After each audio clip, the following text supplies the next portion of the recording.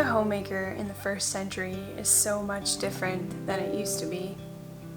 Sometimes the tasks are just so repetitive and similar that they kind of lose their novelty, which may have happened to the homemakers of the past as well, so probably they felt the same thing.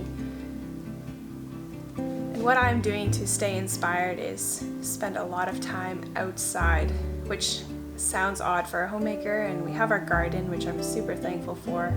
But I've also been spending some time actually walking and enjoying the nature scenes, which we have ample of here in the Pacific Northwest. It is so beautiful this time of year, and I love watching as the seasons change. I feel like I'm always trying to spot the moment that I see the seasons are changing, and I feel like I'm always looking for it, but I still miss it. It just happens in a way that we can't quite keep track of. It's just fascinating to me. I've also been spending a lot of time in our garden to keep my hand on it, which I love being able to do this year, being my first year being at home with our son and not having to spend so many hours of my day working outside of the house. This year I've been able to spend a lot of time with our tomatoes and keep them pruned to grow efficiently. And here I'm showing you an example of new shoots that I am taking off. I keep only 1 or 2 stems on the plant because I want the plant to only be focusing on making fruit on one branch instead of spending all its effort making more and more branches. And so I take off the centerpiece, and you can see these offshoots are happening kind of at a fork on the stem. This has been really helpful, and also I'm pruning off all of the leaves that are below my fruit. And this is helping air movement. I don't have any sick plants this year, and I think this has really helped keep that air movement during our very hot summer days.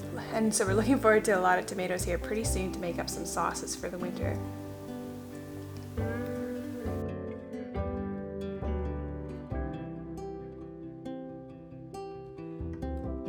I'm also basking in the beauty of the garden. There are lots of flowers, which my husband says he loves seeing out here in the garden more than he likes seeing in our house, and so I'm only picking a little bit here and there. And here I'm picking some marshmallow flowers, which I'm actually going to have in some tea. This marshmallow plant I'm hopefully going to harvest a little bit later for the roots, and I use it for our winter teas to help soothe sore throats or any kind of mucus that usually happens during the winter time.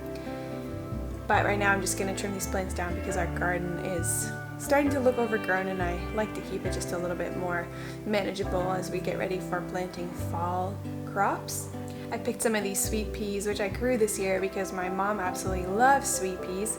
I haven't had success in growing them, and I'm quite amazed because I bought most of my flower seeds from the dollar store this year. Well, to my surprise, I haven't had such a booming flower garden in all my years of gardening yet. So, hot tip, if you see seeds at your dollar store, pick those up because it was way cheaper to buy flowers that way. I was amazed at how much the seed packets cost for flowers, and there weren't even that many seeds in them, and so this was so great. I think I bought like 4 packs for $1. Really a good steal and a wonderful garden, and so soon here I'll be saving some seeds.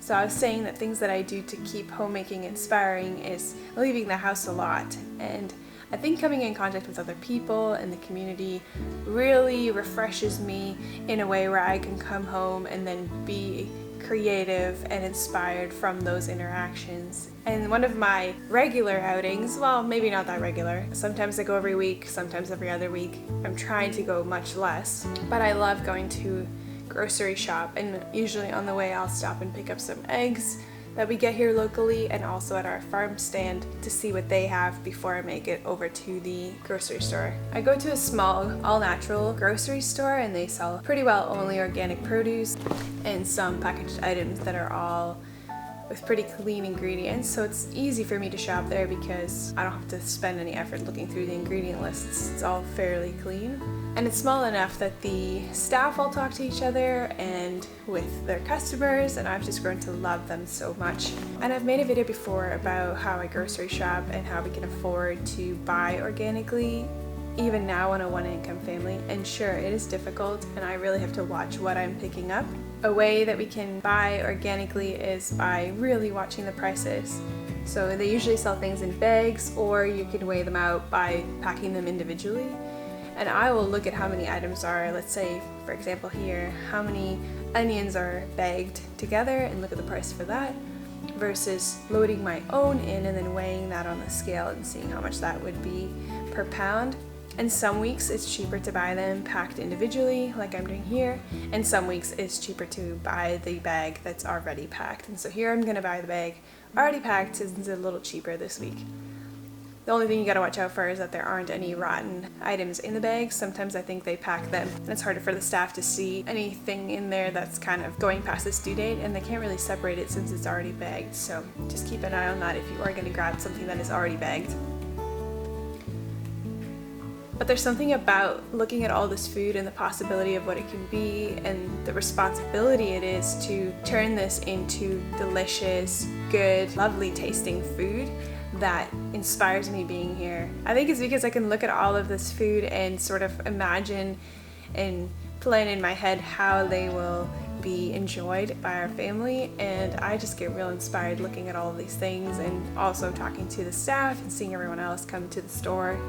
And I know I probably am romanticizing this way more than I should be, but I'm one of those people that just loves going to the grocery store.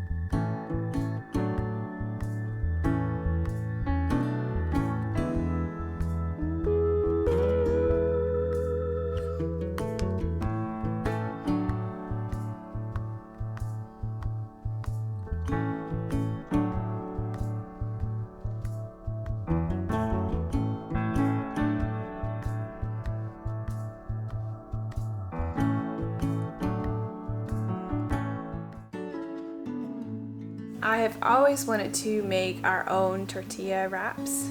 Usually when I try a new recipe, I'm always substituting ingredients or doing a little bit more of something or less of something that we like or don't like.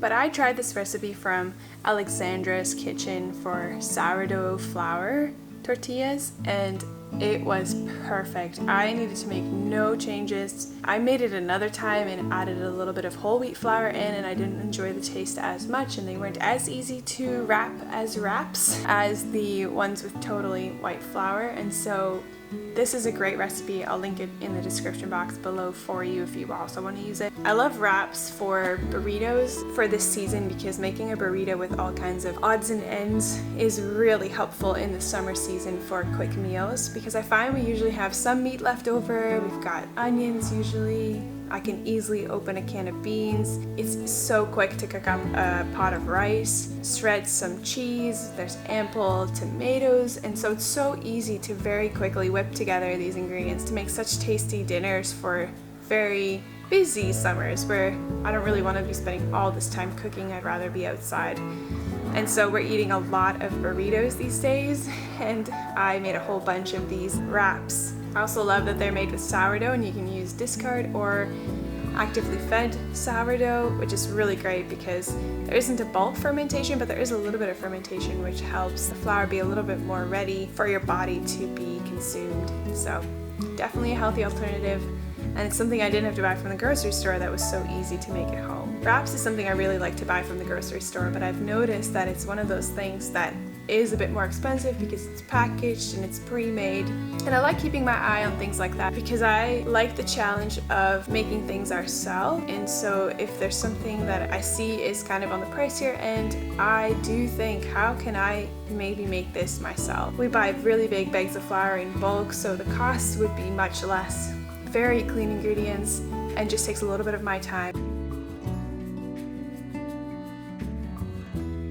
Well, that is just a little bit of how I'm staying inspired these days and making the best of my homemaking job here at home and caring for our family. I hope that this has been some kind of inspiration for you, and that you also can think now of how you can stay inspired and care for your family. I hope that you have a lovely rest of your week and enjoy these last summer days.